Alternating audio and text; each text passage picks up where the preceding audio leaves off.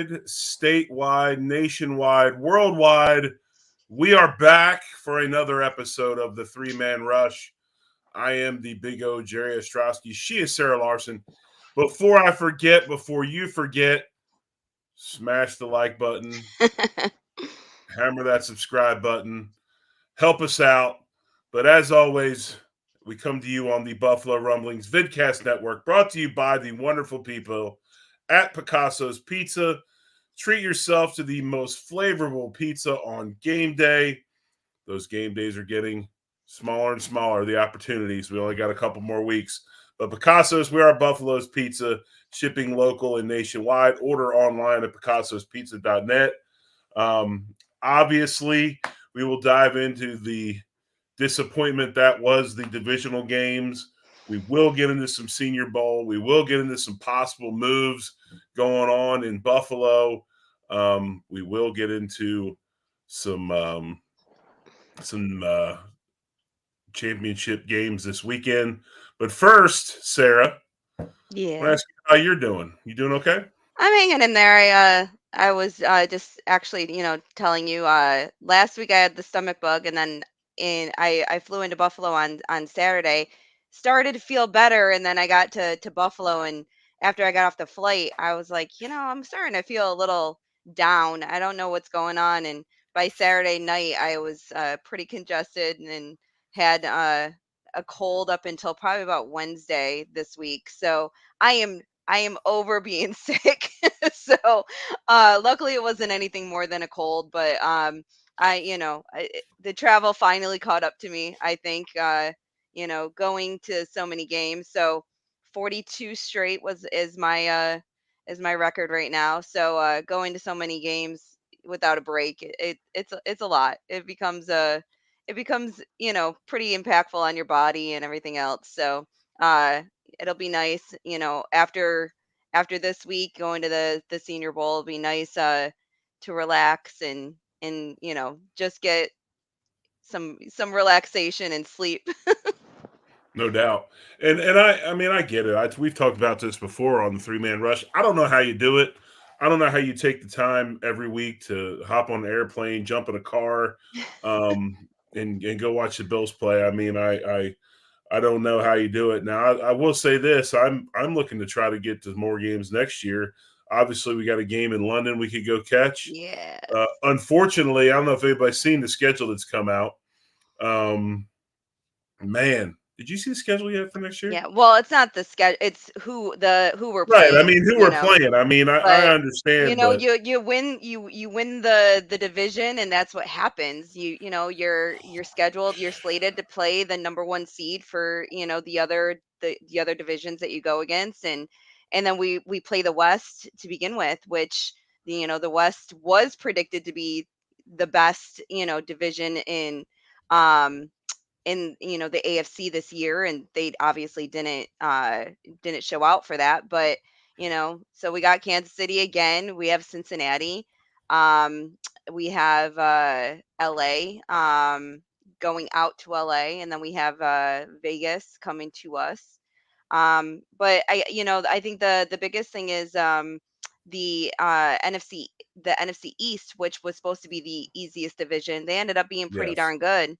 So we take them on next year. So it'll be interesting. Definitely facing some of the number 1 quarterbacks in the NFL. So top tier quarterbacks. So uh, got a lot of work to do in this off season. I just it's amazing to me.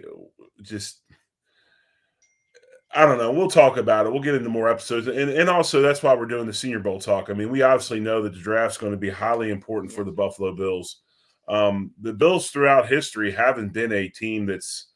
I know they got Von Miller, but that's kind of towards the end of his career. Plus, Von's kind of an outlier as far as things go, and he's also familiar with cold weather and stuff. But traditionally, we have not been a franchise that has really gone out and gotten a ton of high end free agents just because. I mean, Right. if you're looking at who's offering me money, whatever. And we Do don't I have the want money to? to spend. I Right? Do I mean, want to at live this in point, L.A.? Yeah. Do I want to live in L.A.? Do I want to live in Miami? Do I want to live in Buffalo? I mean, it's the facts, people. I know we love Buffalo, and everybody up there enjoys living there, but it's not always the destination place we think it should be. But draft is really important, obviously. We'll get into that here in a few moments. Do you want to touch base on the Bill season coming to an end right now? You want to talk about that?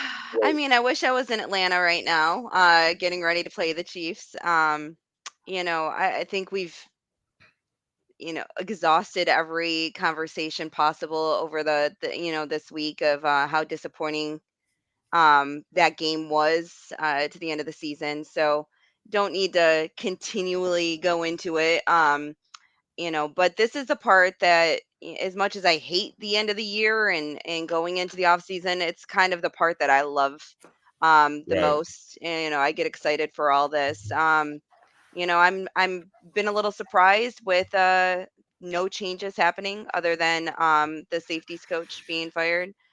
Uh, I kind of expected, a few changes to happen, and haven't heard anything yet. So I obviously didn't think we were going to get rid of Dorsey, so everyone could stop complaining about Dorsey. He's first year, not only a first year as our OC, first year OC period.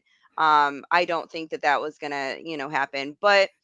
I'm kind of, as much as I love Frazier and what he does in the regular season, I will admit that I'm over the fact that he cannot seem to get past the hump in the postseason. And I'm kind of at that point with him. He's not able to adapt or change. And I'm, at the point where I was kind of hoping the Bills moved on from him. I There's a lot of things that bothered me from this football game. First and foremost was the absolute lack of. I know that Coach McDermott talked about the effort was there, but It it's wasn't. something we talked about last week on the show, at least. Especially, we talked about it defensively, but really, it was for the whole team. I saw something in Cincinnati that led me to believe that they did not respect the physical. Um, the way the Bills played as far as being a physical, tough team. I just saw that they felt that they were the tougher team, and they were. I mean, if you watch that game from the first play, they hit the Bills in the mouth. Nobody responded, and that was troubling. One of the other things to me that was incredibly troubling was the fact that we have been dubbed. Like I can't even tell you how many times I heard it this week. I'm down here before the game, like, hey man, it's going to be like 32 degrees and snow. It's just how the Bills like it, huge home field advantage. And once again, we played like really badly in bad weather. We Yeah. didn't play well.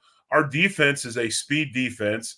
They were on ice skates the whole game. They didn't look like they were, Ed Nope. Oliver, no footing from it. I mean, you just saw that all in all, and that bothers me as we're Yeah, and moving that's a forward. lot of people. A lot of people, actually were making jokes, and I was talking to the person next to me, and I was like, "Is the equipment manager for the Cincinnati Bengals looking for a job? Because why are they prepared and we're not?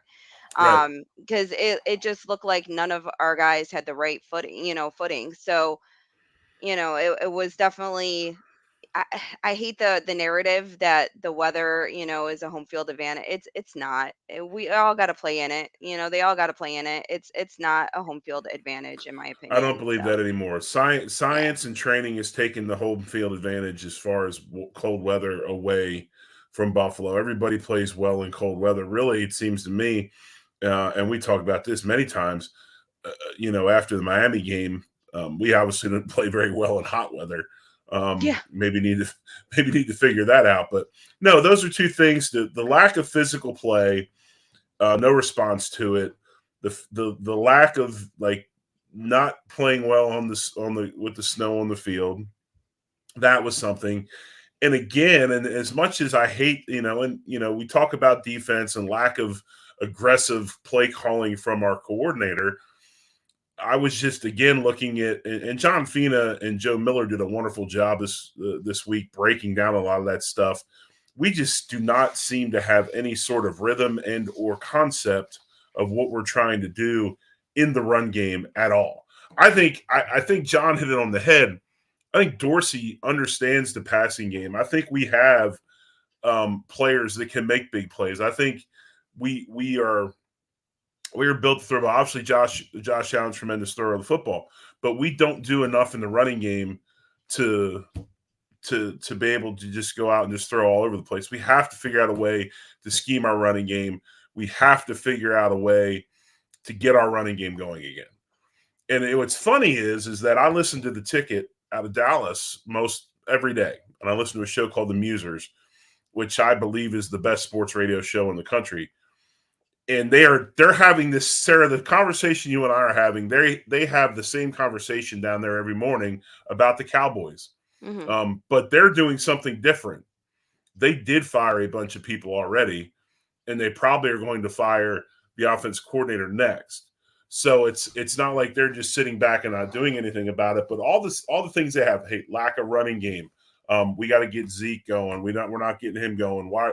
All these things that we're talking about, um, you know, Don't you think it it's boils same down thing. though to our offensive line though? In the end, I mean, Singletary's numbers weren't terrible when when he actually was running the ball, but I feel like play calling is probably number one, and then the offensive line being able to block for our run game seems to be lacking.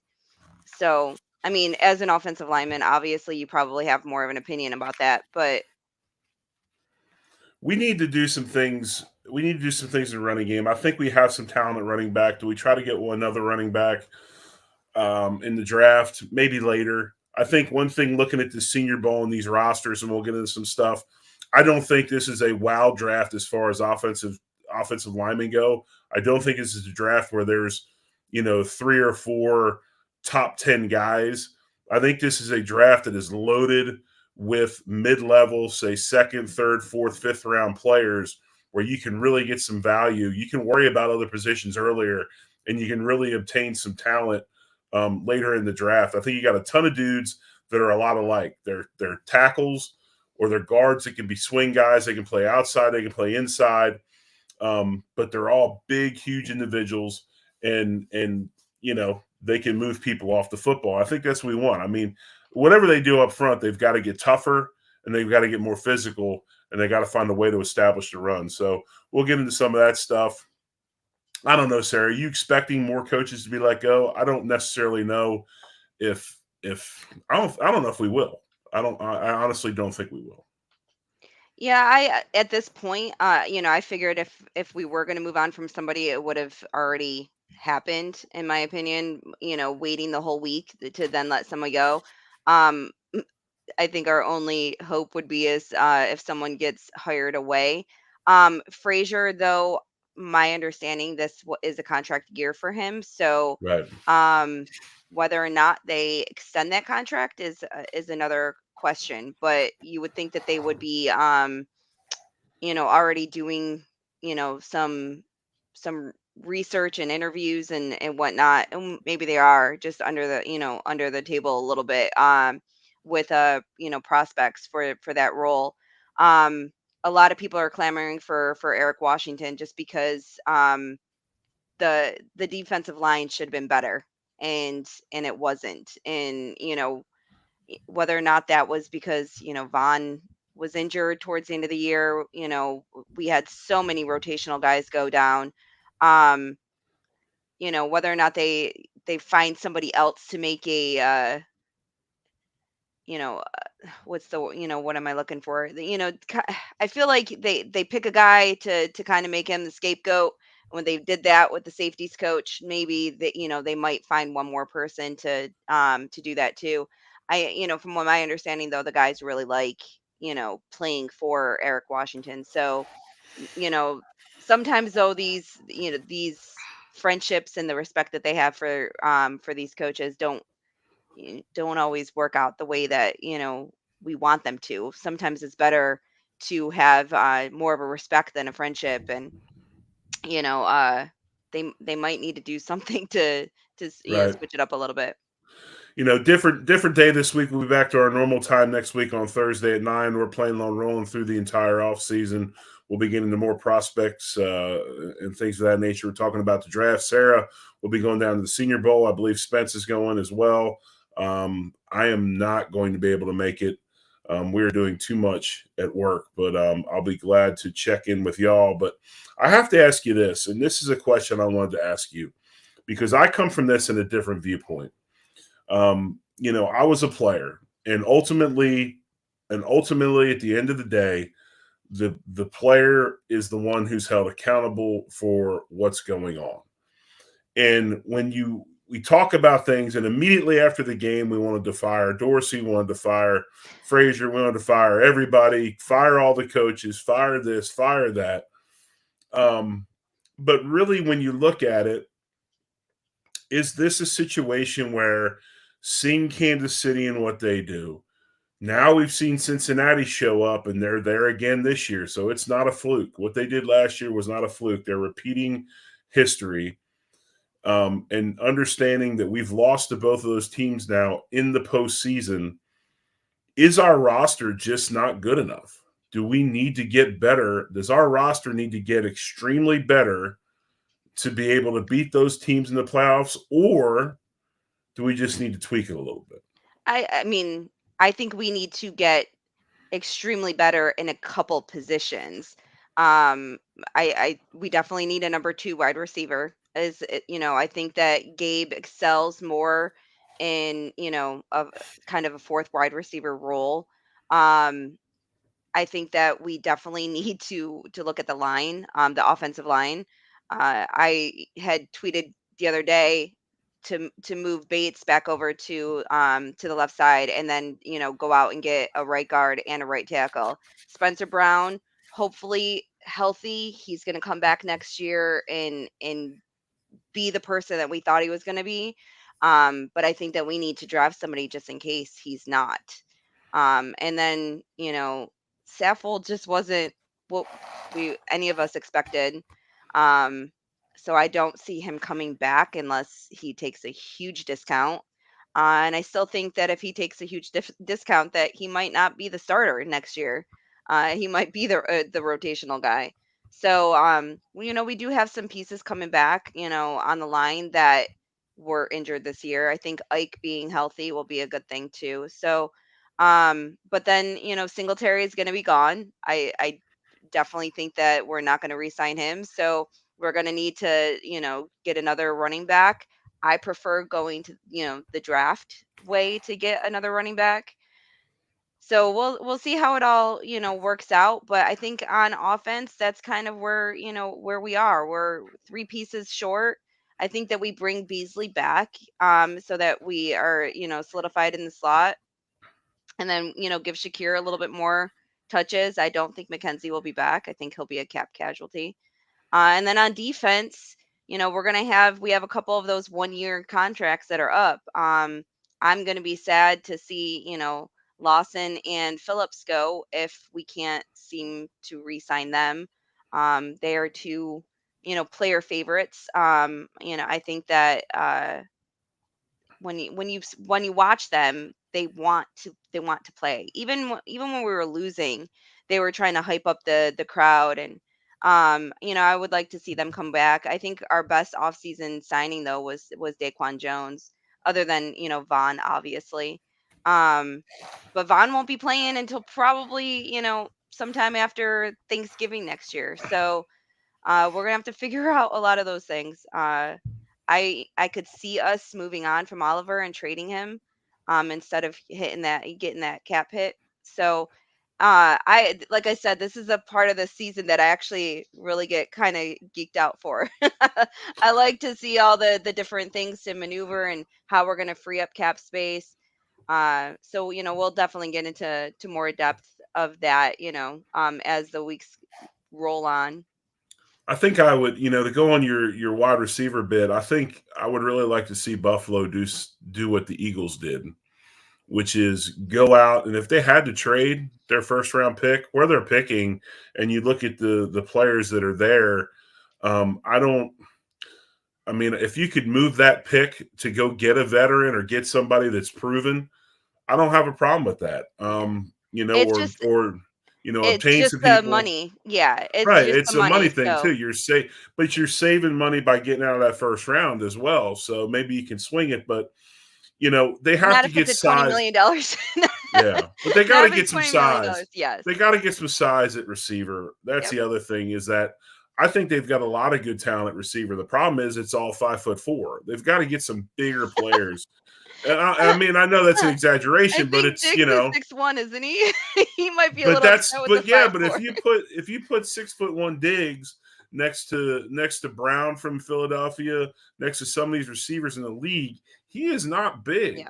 Um, we need to, Eric Moulds was a big physical receiver. We need to get somebody that's got some size to Yeah. offset some of the other guys. So if we do that, I like to see them go out and try to find somebody. But I'm not opposed to picks or to move picks or whatever. But I will say this: when you look at cap situations, you're going to have to go to the draft and get the talent Yeah. because that's where the cheaper players are. Yeah, and that's So what we're gonna have to, I mean, we're gonna have to we'll restructure Josh to free up, 20, I think it's $21.5 million to restructure his contract. But we're already like 8 million over. So right. it'll pretty much, we'll restructure Josh, hopefully use that money to extend Edmonds, and then the rest of it's going to go towards the draft and the money that we're already over. So there'll be a couple of other restructures that we're going to have to do, uh and it like I said, it'll be interesting. I have a feeling we're going to have some upset people with some of these trades, but I would not be surprised if we got rid of a piece or two that people would be extremely, not upset about, but just surprised about. Like, Oliver on his 5th-year option, he's definitely a prime target to trade. He's a prime target to trade, but the beautiful thing about it is that you're getting him on a 5th-year option. So um, he's But not I going don't to know be if he's as worth. I don't know if he's even worth the $10+ million that he's due this year. He did yeah, but not play that well this whole season. well, I don't think he played poorly. I don't think he played. I don't think he was. He had moments, but Yes, he that's did have moments, and really, $10 what do million you? dollar moments. Right. Well, I mean, you want to get after that. Who? There's a lot of other But guys you then can do the same thing about.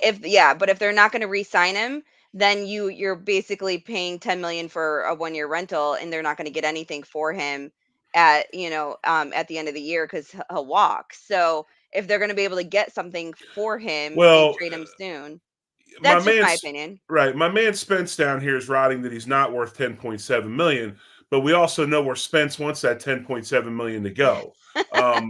Spence wants to give the 10-year vet $10.7 million. We understand that, but when it comes to cap situations, Spence, it's hard to manage caps with feelings. And you're right. I mean, if you can move Ed, if you think you can get some players for him, move them. But I don't know. I mean, this is the problem you have when you pay a quarterback, which you paid the Yeah. quarterback. Well, and that's so we're gonna have to, if we're gonna trade for a wide receiver, we would have to trade for somebody who is still on their rookie contract that has, done well. But like someone like Jerry Judy, he's someone that we could pick up. And There, that's a great pickup. yeah. Well, yeah, of course. As long as we can do something like that. You know, who went to Chicago? Chase Claypool. Yeah. Um, it didn't pan out. They did this whole mid-year trade, and it just wasn't what they had expected. So whether or not maybe they move on from him, I wouldn't mind a Chase Claypool here. Something like that would work, but they have to be on the rookie deal for it to financially make sense for us But to see, trade for somebody. Richard in the comments said Ed was the ninth pick. He's too small. I don't agree that I don't agree that Ed's too small if you build your defensive line right. You got to have size. You got to have bigger dudes. You got to have smaller dudes. You got to have guys to be able to do both. Um, I think the thing that hurts Ed more than anything is if you want to go ahead and get a couple more Jordan Phillips type guys that are bigger dudes, that's fine. I don't think that Ed is too small. I think that what they've got going on up front, it's kind of like what was it, the year without a Santa Claus? It's kind of like the land of mismatched toys. It's just there's a bunch of stuff that doesn't quite fit. Um, but I will say this, and I'm not above criticism of Ed Oliver because he played in the AAC at Houston. I watched Ed play a long, long time. I can show you film from the Tulsa games where the Tulsa dudes got after him. You know, but that's how it is when you're a lighter defensive lineman. If they snatch you, you're going to get moved or you're going to get put down. But you can also go and then make you look stupid because of how fast they are. So, I do think that they have to do some stuff up front on defensive line as well. Like you said, I agree with Spence. Also, Tremaine needs to be there. He has to stay.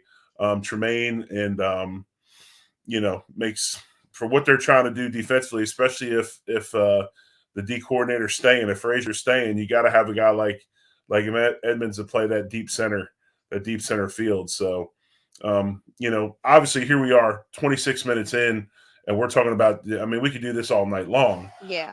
But maybe we need to now before we get into our our conference championship games on Sunday. Let's get into a little bit of Senior Bowl.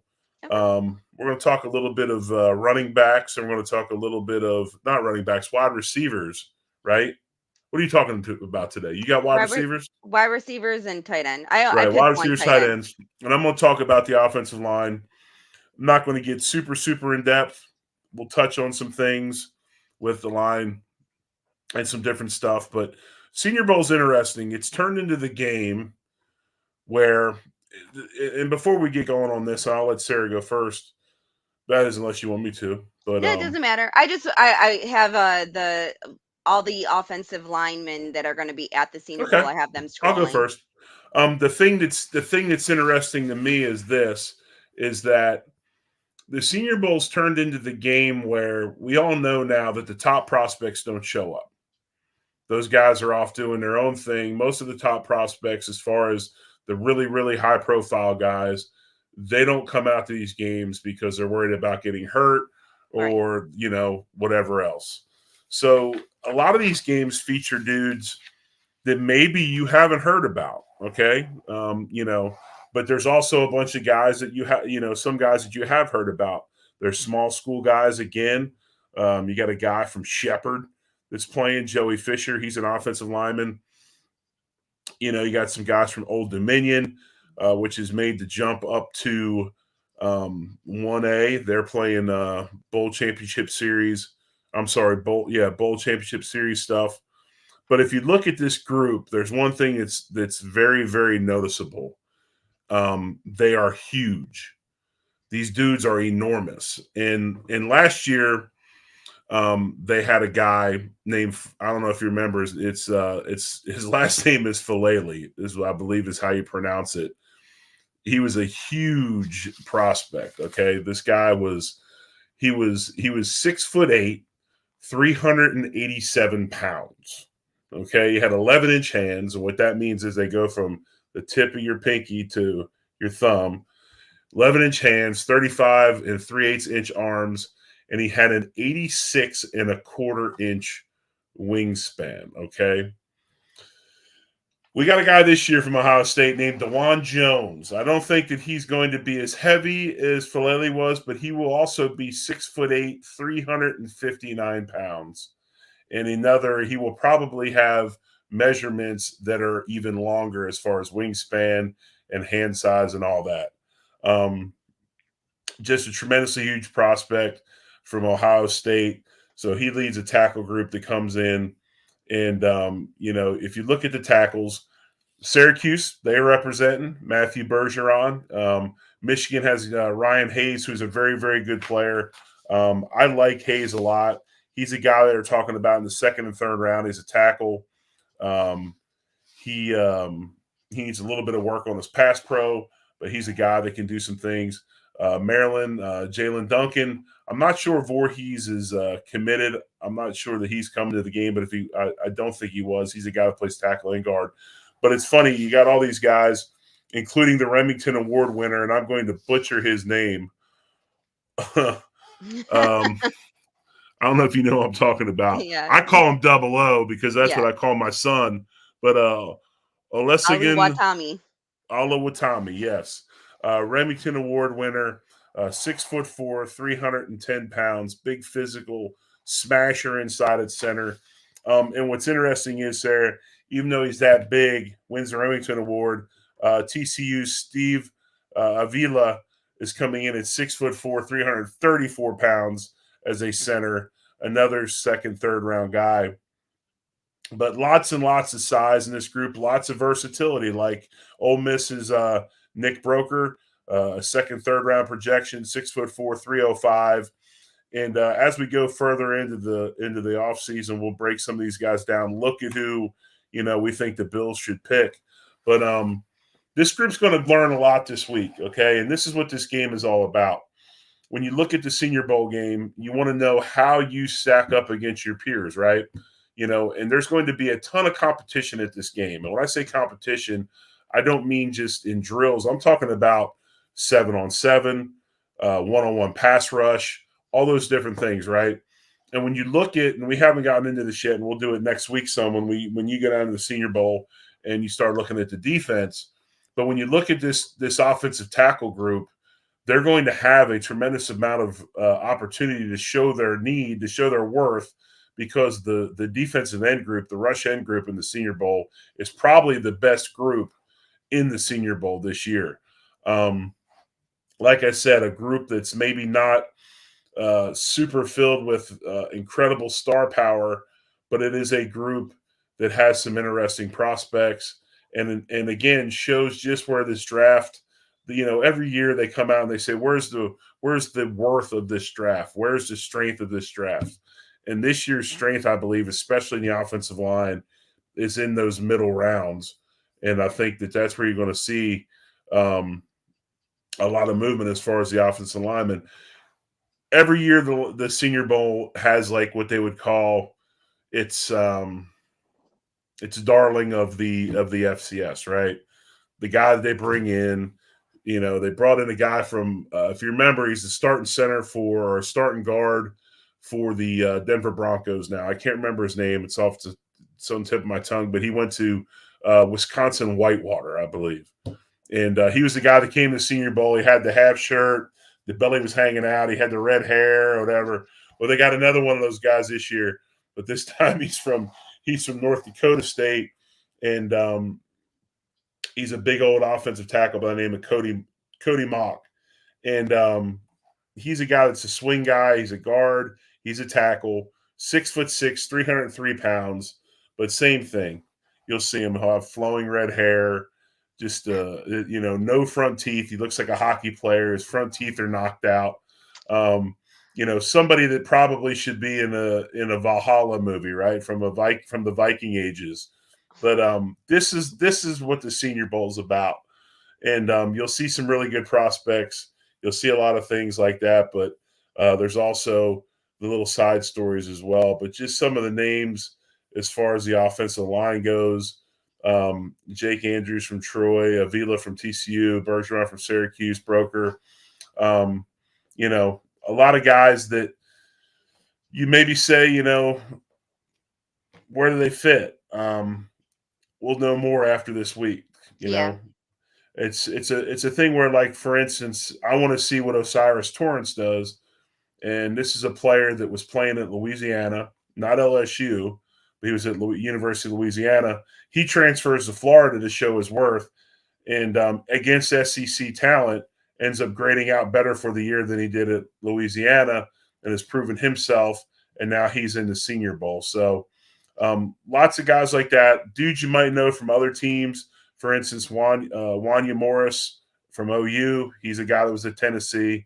He moved over to OU to finish up his career. So there are some guys from some big colleges, but I think you're going to see in this group that the colleges have bigger names than the players. But these guys kind of all blend together, and they're mid, second, third round guys. There's a few first round guys in there, but there are no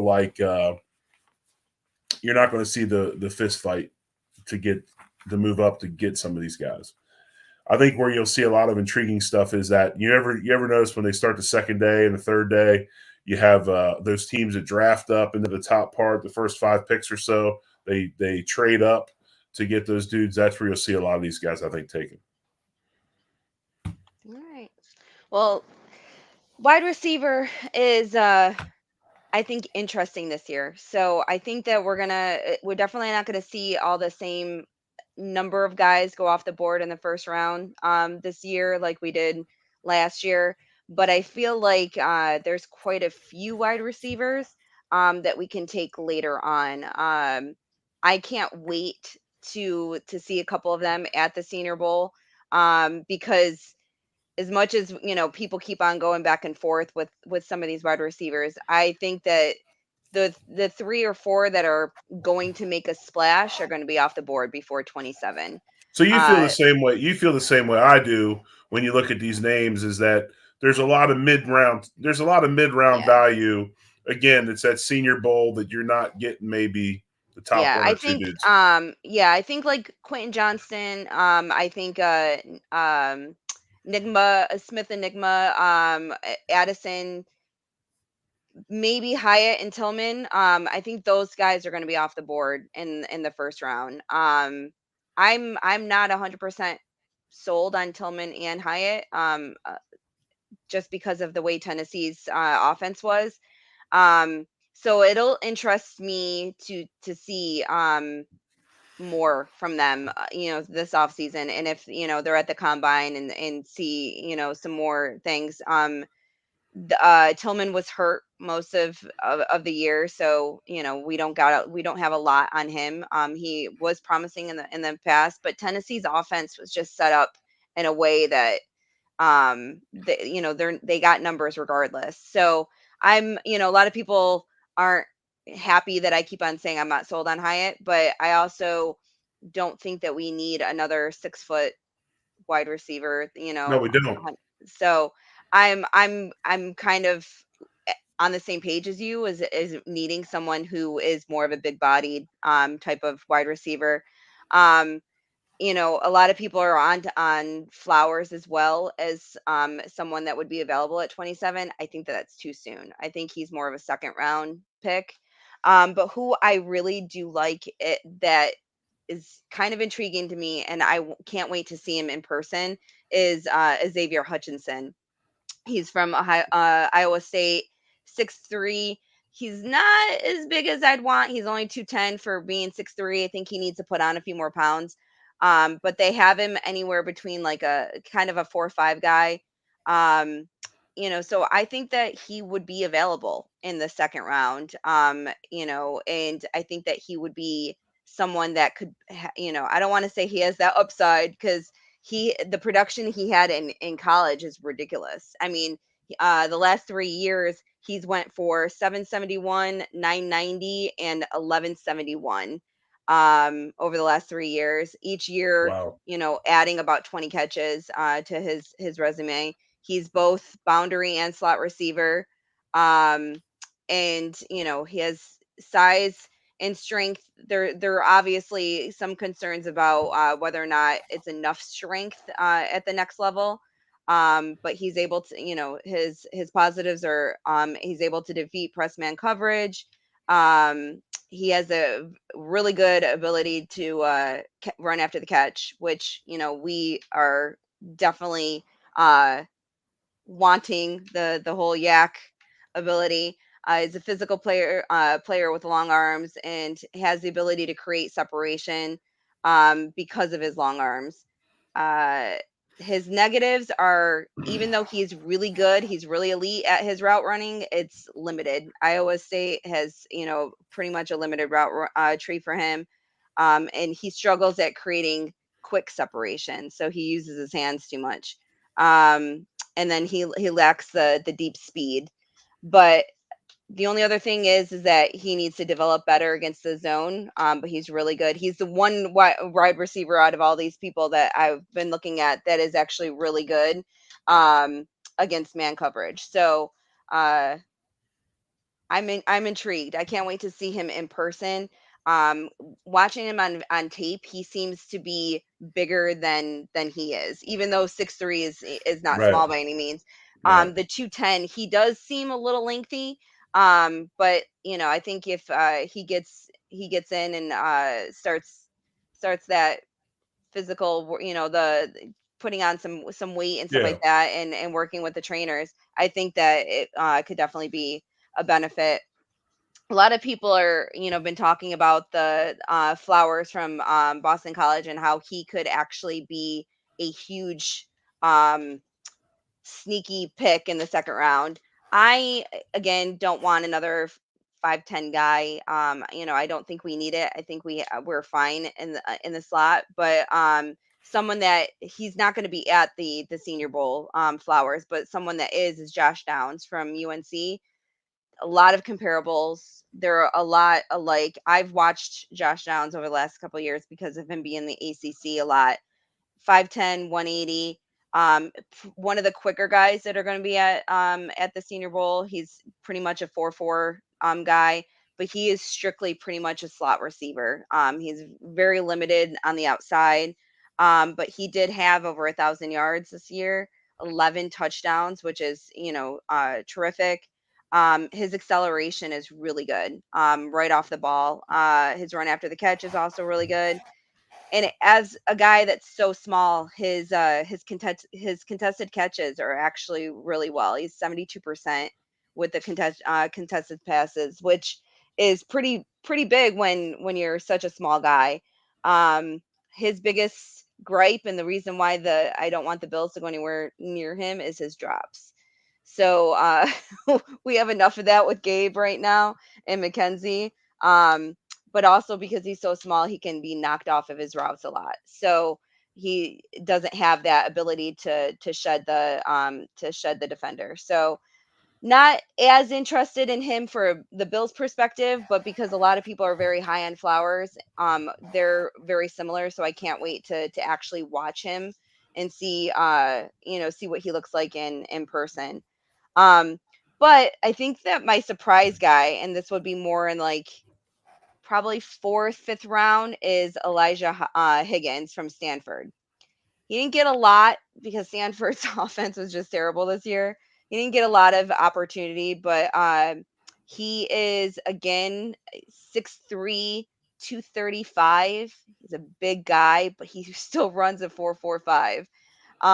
So I'm very intrigued to see what he's going to look like, not only at the Senior Bowl, but at the combine. Um, kind of, DK Metcalf, type of feelings out there that he could just be like a total freak. So I'm looking forward to seeing what he looks like, in person. Um, he doesn't, again, not a lot of production this year. 59 catches, 704 yards though. He is a precise route runner. Again, freakishly good athlete. Um, he's very fast for his size, and then strong hands. And he can do both slot and boundary. But he's been more heavily involved in the slot, but can do very well in the boundary. But he, his he kind of struggles with the press man coverage. So, that's the only concern on the boundary for him. But there are notes that he is very coachable. So maybe it's something that they can coach out of him. Not that the Bills have been doing very well at developing some of these players, but um, his negatives is again limited vertical threat, and then the questions against the press coverage. Um, but I can't. There's not a lot of wide receivers that are that you're going to see that are 6'3", 235. I mean, he's tight end size, but has the Well, speed that's of a what they wide have him receiver. listed as. I think you're going to see him do some inline stuff at the Senior Bowl. He's a guy that's going to. They're looking at possibly, Yeah, moving of him both. into some tight end stuff. Yeah. Yeah, yeah. So I think. Yeah. Go ahead. I'm sorry. no, I was going to say, so I look forward to seeing him, and I think that he could definitely be something later on. Like I said, probably fourth or fifth round. That the Bills should look at, and I can't wait to see him. It's funny is you look at the Bills and the way we played at the end, by mid season on, and as many vertical route concepts as Dorsey's running. Really the smaller, faster guy probably, he should prevail. But I don't see with us picking 27th. I believe that's where we are. Yeah. You're not gonna pull a number two receiver. I don't believe drafting 27th. Yeah. So I that's my mean, dilemma: is if is if picking 27th. What are you really honestly going to get for your football team right. at that 27th spot? And I Yeah. don't see him pulling a number two receiver at 27.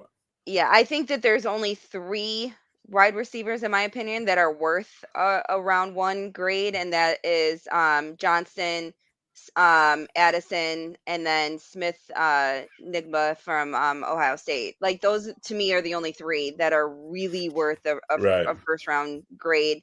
Um, so those 3, they should be gone before 27. Now, if not, then I would be all in on Johnston. I from TCU. He did not impress, in the championship game at all. We know this, but he is that big physical wide receiver that, a team's going to love to have. So, if he falls, amazing. Do I think we should reach and try to, trade up to get somebody? No. Um, if anything, there's a potential of us trading back into the second round to get another second round pick, versus Now you're picking at thinking. 27. Yeah. I could see us So, trading back, and really, if yeah, and we might what I need was to going to do that say just is if because you of the look positions that we need, the number of positions that we right. need. Well, if we stay at 27, I don't foresee us taking um, wide receiver. I honestly think if we stay at 27 and the staff does not change the way it is, and I'm not even sure we'd go O line, but I think if we pick, it'll end up they'll end up picking safety at 27. They'll end up picking a DB at 27 if they don't have an offensive lineman there that they think should be a late round draft choice. But I'm with you. I mean, look at getting out of the first round if you can. I mean, that would probably make as much sense to me and go Belichick and stockpile picks because your value is in those later rounds of the draft. Right. And then you're also as you pull out of the first round, what are you also doing? You're helping your salary cap, right? So it'll be interesting. I think this draft is going to be really really fun to watch just because of who's gonna make the moves to move up to try to get a quarterback because there's only a couple of those, right? There's going to be some silly stuff that I believe that happens, but again, I think this is a draft where your evaluators are going to earn their money because I heard something today um, from I was watching a video, a small like a 10-15 minute video from Bill Parcells. It was a 30 for 30 short, and it was about a guy that was their Mr. Irrelevant. The Giants picked Mr. Irrelevant in 1983.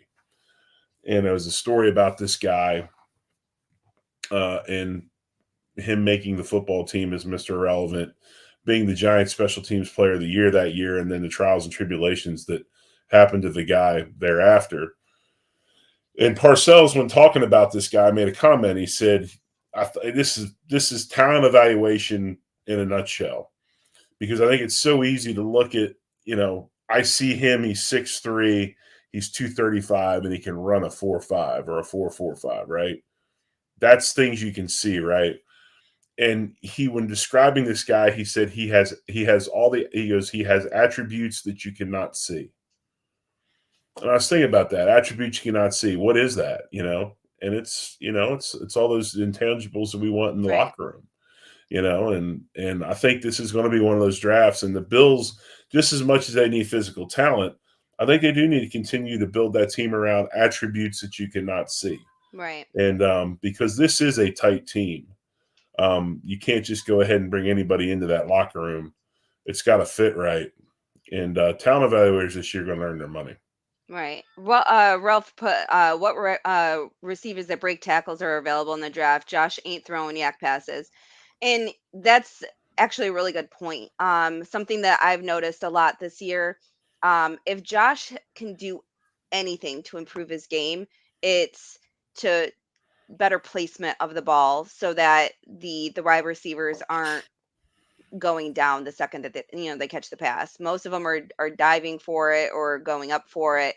I think that if Josh can excel at anything more, it would be that. And that is why I've been looking at the bigger bodied wide receivers, kind of those that can kind of muscle through all that. I don't Right. think we need any more of the speed shifty guys. We're not gonna find a cheetah in this draft that I've been able to see throughout everything that I've been looking at. There's no guys that are gonna run a 4.3 or sub 4.3. Right. Um, so I think that we need a big physical wide receiver, and that's why I'm have a little bit of a love affair with I mean, obviously Johnston, he's not going to be there, but Hutchinson and Higgins are both two of the bigger wide receivers that it'll be interesting to see where they go, but I think that it'll be more of a fourth round pick. And Hutchinson I think will go late second, early third. So he's gonna move up, especially after the Senior Bowl, unless he throws up a dud. But I think he'll definitely do better. Um, Tight ends this year, obviously we just I thought we were never gonna extend Knox, and the fact that we did, I'm extremely surprised, to be honest with you, especially the amount of money we gave him. Um, because I feel like we could have grabbed one of these tight ends in a mid round and kind of thrown him in the same position. You know, Obviously Dorsey needs to figure out how to get Knox more involved, more targets, because the amount of money we're paying him, he definitely needs to be targeted more. There are a couple of tight ends. I of course took my U guy because Will Mallory is going to be out there and at the Senior Bowl, so I picked him to kind of look at a little bit more in depth this off season.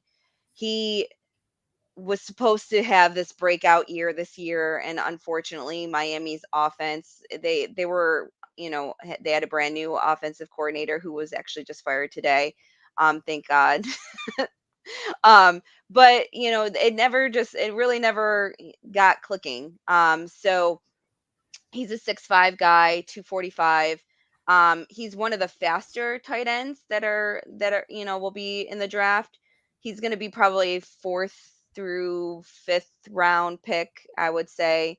Um, but the one, his biggest plus, and yes, he had a down year, but quarterback rating when thrown at is 125 plus over the last two seasons prior to this season. So this season he, only had about, I think it was 500 and let me look, 538 yards on 42 catches. Um, but like I said, in the years past, the quarterback rating when he's targeted is, through the roof. So um, he's definitely a big play threat, great hands, and he has that burst right off the ball. So his negatives, which he's going to need to adapt to as a tight end in the NFL, is his blocking. So he, for a guy that's 6'5", 245, he doesn't have that big frame. Even though his size says otherwise, and it was always a problem. We complained about it for the whole last 2 years and at Miami. So um I look at him trying to adapt to the NFL that way by learning how to block better. Um, and the other thing is even though he has great hands, he's not, and he's a big guy, he's not good at contested catches. He'll let the smaller guy win sometimes, and that was definitely a gripe that we had. But he has that ability to make huge plays and crazy catches when it's almost, I think we say it a lot with Knox too. Sometimes Knox drops the easy ones and then there'll be like a ridiculous one-handed grab that is behind the back and through the legs, and it's just ridiculous. that's kind of how Mallory is. He has that ridiculous catch ability, but he's one of those guys that will drop the pass that's right in front of him. So um, it'll be interesting to see where he goes. Miami though is and I'm not being biased, but we are, tight end U. We are one of the best colleges to produce tight ends. So, I'm looking forward to seeing where he goes and how he does in the NFL. It's been a long time since Shockey. It's not even shocky. We had Graham, who was amazing for many, many, many years in New Orleans, for New Orleans. So, but I mean, there's been plenty. And who's up in Cleveland right now? God, why can't I think of his name? Oh, Njoku. yeah. So we have we've definitely produced some great tight ends coming out of Miami. So I'll be interested to see how he does in the NFL. I don't look to Buffalo to be, drafting any tight ends or anything. So, no big worries there. Well, Dawson is because Overpaying Gene. Sorry. I can't win with you people, man. I can't win. Why you guys are so hard on Dawson Knox? If you want to And it's complain not. about people being overpaid, your quarterback's overpaid. He has more completions to the other team than he does his own receivers. Oh man, that's not true.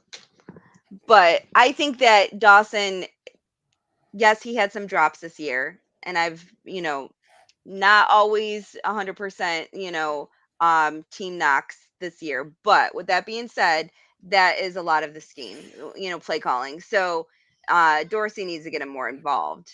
Well, here's something for you, and I'll let this will be the last thing I say on this topic before we move on to these championship games. Dorsey or Knox in 21, okay, 49 receptions, 587 yards for an average of 12 yards per catch. His longest was 53 yards. He had 9 touchdowns, right? 2022, he had 48 catches, one less, 517 yards, about what is that? 60 yards less there? No, 7 yards less. Um, he averaged 10.8, almost 45 for his longest, 6 touchdowns, 3 less touchdowns. He basically had the same exact stats as 21, Yeah. almost to a T. So Did he have how many touchdowns did he have this year though? he had 6. He had He had 6 9 the year touchdowns? before. Yeah. Yeah. Yeah, I think he But led. He was one of the if not, I don't want to quote that, but he led the NFL or was close to leading for tight ends for touchdowns last but year. basically almost the same stats. So it's just kind of a, and I'm nitpicking. I mean, and again, I'm playing devil's advocate because so many people don't ride for Dawson. But when you look at it, Dybul had him doing the same stuff that Dorsey does. And by the way, how are you getting on Dorsey? That's your boy. If you're going to be so hardcore Miami, No, that's your guy. I mean, of course. I think I That's I think awesome. Of no, course. What are of you course he's saying? my guy. Of course he's my guy. That doesn't That's mean that I awesome. didn't I didn't do this. I did the same thing with Dable. I I You know. got to be realistic. Do I think that Dorsey needs to figure out our identity? Yes. Do I think that Dorsey needs to play to our strengths a little bit more? Yes. Right. I feel like we go in with a game plan and we have not been good towards the end of the year with adjusting on offense. And that's due to maybe his stubbornness. I don't know. Right. But I think that we need to figure out why why we're not targeting Stefan 10 plus times a I game. like Quentin Morris. I don't know if we need another tight end. I think Quentin Morris plays as I good think as he's anybody. great. Yeah. I think And he's probably underutilized. We need to play 2 tight end sets more with him and Knox at the same I time. said that over the summer. I said that I over the mean, summer a lot. Yep. there's. I think they're both really good. It can help our running game as well. But And they should both um, be and Knox should be targeted no less than 6 times a game. And if we're right. gonna if we're throwing the ball 30 times a game, which Josh pretty much averages about that, There's Right. no reason why our, wide receiver two shouldn't be getting 5, 6, throws a game. The problem is when you're only catching, 25% of those, it becomes a huge problem. So And that's why we'll we need more we'll consistency at wide receiver too. and we'll have a State of the Union address probably at some point here in the near future after we get through the Senior Bowl, and we'll talk about how the draft fits in with what we need and what we both think, and if we're comfortable with, you know, Les Brown asks, are we comfortable with Leslie Frazier returning? Um, I'd like to see Leslie use the athletic ability of our players more. I think we're too fast and too aggressive to play passive zone all the time football, but that's just me. I'd like to see us get after it a little bit. But I also do this. I play devil's advocate a ton, and I like to kind of give the what do you think? There was an old show. Do you remember the show Herman's Head? Did you ever watch Herman's Head on Fox? No. There's this guy, and he had all these different things in these emotions in his head, and they would fight with each other, or talk to each other. I do a lot of that stuff, and I still truly believe that yes, Leslie Frazier is the defense coordinator, but if you don't think McDermott's sitting in those meetings all day long, you're crazy. This defense still does and still has a big Sean McDermott footprint. It's Yeah. got his hands in it. Um, so if we want to go ahead, and that's probably why you don't if you don't see Leslie Frazier get relieved of his duties, it's probably a big reason why. Those two work very well together, and that's not always the case Well, that's with a with it's a big question too. A lot of people wonder is this Frazier's defense or is it McDermott's? And right, if right. we get rid of So Frazier, if you really do yes. fire the D coordinator, you fired the head coach and elevating Leslie Frazier to the head coach, right? Well, I Um, mean, Leslie is technically he's a assistant head coach, but right, right. um, so I said it earlier. I was kind of hoping that we moved on. I would have loved Brian Flores, as our defensive coordinator. He was kind of who I was hoping for at the towards the end of the year if Frazier was to move on. Um, but obviously it doesn't look like it's happening. So I will suck it up, and we'll be one of the number one defenses again next year for the regular season, and let's just hope that we can figure out how to progress in the playoffs. But speaking of playoffs, before we head out, let's quickly go through this weekend's games. So we have San Francisco 49ers at the Philadelphia Eagles. Eagles are 2.5 point favorites. How do you feel? I think that this is a toss-up game, and I think this is a huge game as far as turnovers go. But I will say this: it's a pretty cool matchup because when you look at these two teams, the 49ers give up 77 yards in rushing um, a game defensively. They're second in the league. The Eagles rush the ball. They're 16th at 121 yards a game, 122 yards a game. But if you look at the passing numbers, um, if you look at passing, the Eagles are like ninth in pass yards, and the 49ers are 20th in passing yards. So basically, what I'm trying to get at is this: if you look at how these two teams go, it's the strength of one team is going against the weaker part of the other team for just these couple of deals. Other than that, everything is even. I mean, everything's the same. Um, here's what I'm thinking. If Jalen Hurts stays healthy and they don't turn the ball over, they win the game. I think the Eagles win this game. I think that Jalen Hurts has won me over. I've not believed or wanted to believe that he was that guy. He seems to be. And when you think about him, toughness, power lifter. His dad coached him, grinded on him. Saban coached him and grinded on him. He's not scared to get coached hard. And obviously, Sirianni, as quirky as he is, can coach some offensive football. So I like Philadelphia. I got them covering, and I think they move on to the Super Bowl. So I have 49ers, but I think it all depends on Brock Purdy, whether or not Philadelphia, I think it's the kind of the two statistically best defenses in the NFL right Right. now. So it's all whether or not Philadelphia with their secondary, which I think they have a very good secondary, their safeties and their DBs. I really think that it'll be interesting to see how he fares against them.